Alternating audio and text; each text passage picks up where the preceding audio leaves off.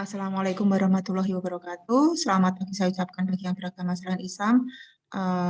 Saya mau melanjutkan bahasan kita tentang korelasi. Kalau kemarin tentang uji C kuadrat itu digunakan untuk pengujian menentukan hubungan antara dua variabel, namun variabel tersebut adalah variabel non parametrik. Nah, selanjutnya di sini kita akan mengetahui hubungan antara dua variabel parametrik. Nah, nanti ada kaitannya, jadi korelasi itu selalu berpasangan dengan regresi. Untuk persamaan regresi akan kita bahas pada pertemuan selanjutnya. Kita langsung saja membahas tentang korelasi. Korelasi itu sebenarnya adalah istilah yang digunakan untuk mengukur hubungan antar variabel. Nah, jadi nanti dengan menguji korelasi tersebut kita akan tahu apakah dua variabel tersebut mempunyai hubungan atau tidak. Nah, biasanya untuk kekuatan korelasi tersebut, kekuatan hubungan tersebut dituliskan dengan KK. Disingkat KK itu adalah koefisien korelasi. Jadi nanti untuk nilai dari KK sendiri itu berkisar antara min 1 sampai 1, di mana nilai KK tersebut kalau positif berarti dia positif dan mendekati 1, berarti dia mempunyai hubungan yang sangat kuat dan masing-masing atau kedua variabel tersebut sama-sama meningkat atau sama-sama menurun. Nah, berbeda dengan yang negatif. Kalau negatif itu mendekati min 1, dia sama-sama yang satu meningkat, yang satu menurun, namun mereka mempunyai hubungan yang sangat erat. Nah, katakan tidak mempunyai korelasi kalau misalkan nilai kakaknya sama dengan 0. Di sini ada lebih rinci lagi patokan untuk mengetahui kakak tersebut. Jadi kalau misalkan kakaknya sama dengan 0, jadi dia tidak mempunyai korelasi. Kalau nilai kakaknya itu antara 0 sampai 0,20, berarti dia mempunyai korelasi yang sangat rendah. Kalau 0,2 sampai 0,4 korelasinya lemah. 0,4 sampai 0,7 dia korelasinya cukup berarti sudah ada ya. 0,7 sampai 0,9 itu mempunyai korelasi yang sangat tinggi, sedangkan 0,9 sampai 1 dia mempunyai korelasi yang kuat sekali. Jadi 0,7 sampai 0,9 saya rasa 0,7 sampai 0,9 itu tinggi, kalau 0,9 sampai 1 itu kuat atau sangat tinggi. Nah, kalau misalkan 1 berarti dia mempunyai korelasi atau hubungan yang sempurna. Jadi memang benar-benar saling mempengaruhi atau sebab akibat seperti itu. Nah, sekarang untuk diagram pencar, jadi untuk diagram pencarnya kalau misalkan seperti ini, dia korelasinya positif. Jadi yang atas ini adalah korelasi positif. Namun kalau yang pertama ini dia masih cukup, katakan cukup ya, atau baik gitu karena sudah membentuk garis. Ini dikatakan sangat tinggi dan ini korelasi sempurna di mana nilai kakaknya sama dengan 1. Berbeda dengan baris yang atas, baris yang nomor 2 ini, dia kalau misalkan korelasinya negatif, korelasi negatif itu dikatakan negatif, berarti yang satu naik, yang satu turun. Namun mereka masih mempunyai hubungan. Nah, ini untuk korelasinya baik, ini sangat tinggi, dan ini korelasi sempurna, korelasi di mana nilai kakaknya sama dengan min 1. Jadi kalau atas ini 1, yang bawah ini min 1.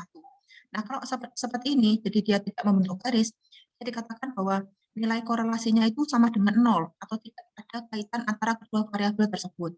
Kalau ini non-linear relationship, jadi mereka hubungannya tidak linear. Jadi ini untuk hubungan-hubungan yang linear, kalau ini yang tidak linear. Nah, sekarang untuk menghitung nilai korelasi tersebut, kita menggunakan yang pertama kita pelajari, di sini kita menggunakan rumusnya Pearson, di mana Pearson itu untuk nilai korelasi dapat dihitung dengan mengurangi masing-masing data dengan rata-ratanya, seperti itu, dikalikan yang atas, kemudian yang bawah jika perkaliannya dari kuadrat. Nah, untuk menentukan apakah nilai korelasi tersebut valid atau tidak, kita menggunakan uji T. Jadi, uji T ini sebagai pelengkap untuk mengetahui bahwa nilai R yang kita peroleh tersebut memang bisa digunakan untuk mengukur hubungan antara kedua variabel. Itu sekarang kita ke contoh soalnya, di mana di sini ada penelitian tentang massa jenis suatu bahan dengan sifat mekanik, diambil responden, bukan responden, sampel 29 jenis bahan, ini termasuk sampel kecil ya, karena masih kurang dengan dari 30. Sebelum melakukan uji statistik, kita menentukan dulu langkah-langkahnya. Di mana di sini untuk H0 itu adalah tidak ada hubungan. Nah, ini nanti yang akan kita tolak. Jadi dalam penelitian itu untuk anggapan kita masukkan di HA. Jadi memang keduanya itu mempunyai hubungan.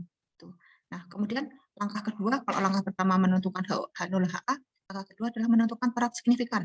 Menentukan perak signifikan, kalau misalkan kita menggunakan alfanya sama dengan 0,05, kemudian DF-nya itu sama dengan N-2 ya. Kalau misalkan sampelnya itu 29, jadi 29-2 yaitu 27, tabelnya yang akan kita hitung, jadi menggunakan DF dan alfa, DF-nya 27, alfanya 0,05, kita lihat pada tabel, maka ketemulah ini, dari 27 kita tarik ke samping, 0,05 kita tarik ke bawah, maka ketemulah nilai 2,05183. Nah, selanjutnya ke uji statistik, ini masuk ke langkah ketiga, jadi nanti hasil langkah ketiga tersebut akan kita bandingkan ke langkah kedua tadi, jadi ketemu nilai tabel tadi. Oke. Sekarang kembali ke Excel-nya, kita beralih ke Excel. Ini ada Excel. Nah, sekarang kita mencari jumlahnya dahulu. Jumlah kita menggunakan sum ya.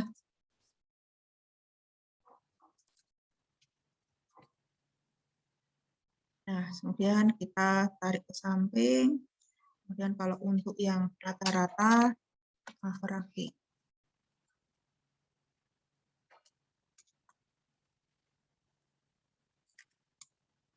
Untuk jumlah count.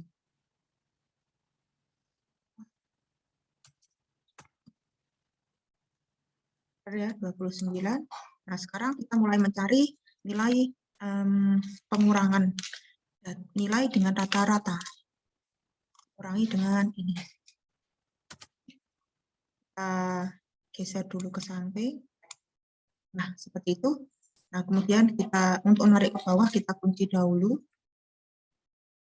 Untuk rata-ratanya, nilai rata-ratanya. Oke, baru kita tarik ke bawah. Nah, demikian ya. Selanjutnya, kita mencari untuk kuadratnya. Oke, kuadrat. Terus tarik ke bawah. Nah, selanjutnya ke perkalian antara ini dengan Y-nya yang sudah dikurangi dengan rata-rata masing-masing. Nah, sudah selesai untuk lembar kerjanya. Sekarang kita mau mencari R dan T. Di mana nilai R tadi? Coba kita lihat dahulu. Untuk nilai R tersebut kita peroleh dari X min X rata-rata dikalikan Y min Y rata-rata dibagi akar dari X min X rata-rata dikuadratkan, Y min Y rata-rata dikuadratkan. Untuk R-nya setelah ini ya. Jadi kita satu-satu dulu. Jadi ini hasil perkaliannya itu dibagi dengan akar mereka.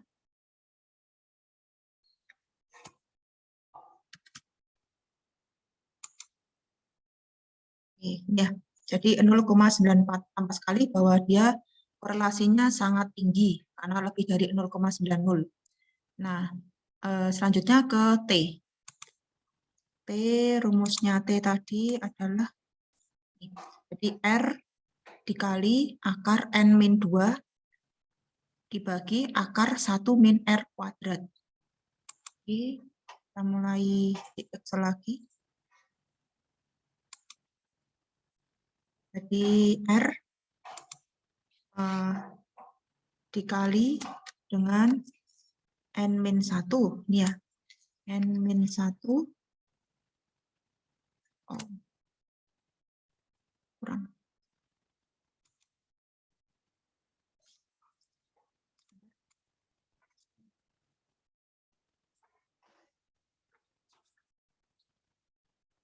Nah, saya ulangi lagi.